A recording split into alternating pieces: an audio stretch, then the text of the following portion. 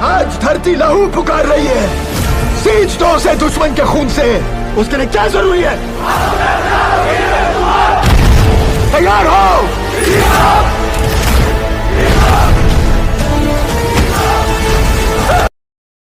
फरवरी 1963 लद्दाख की जमा देने वाली ठंड। वहीं एक स्थानीय चरवाहा अपनी भेड़ों को लेकर पहाड़ी पर चढ़ रहा था। अचानक उसने बर्फ में कुछ अजीब देखा। चारों तरफ भारतीय सैनिकों की लाशें जमे हुए, लेकिन अपने हथियारों के साथ, मानो आज भी आखिरी हमले का इंतजार कर रहे हों। आज भी दुश्मन की आंखों में आंखें डालकर उनसे लोहा लेने के लिए तैयार हो। चरवाहा घबराकर नीचे भागा और उसने भारतीय सेना के नजदीकी पोस्ट को खबर दी। जब सेना के अफसर वहां पहुंचे तब दुनिया को पता चला ये थे 13 कुमायूं रेजिमेंट की चार्ली कंपनी के वीर, जिन्होंने रेजांगला की लड़ाई में अंतिम सांस तक युद्ध लड़ा। 1962 का भारत चीन युद्ध हिमालय की सीमाओं पर बढ़ते तनाव का परिणाम था। भारत पंचशील और शांतिपूर्ण कूटनीति पर भरोसा कर रहा था, जबकि चीन लद्दाख और अरुणाचल प्रदेश में धीरे धीरे घुसपैठ बढ़ा रहा था। अक्टूबर 1962 में चीन ने अचानक दोनों मोर्चों पर हमला कर दिया। इसी युद्ध के बीच एक लड़ाई लड़ी गई रेजांगला में, जो लद्दाख के चुशूल सेक्टर में पड़ता है। अगर चीन इसे कब्जे में ले लेता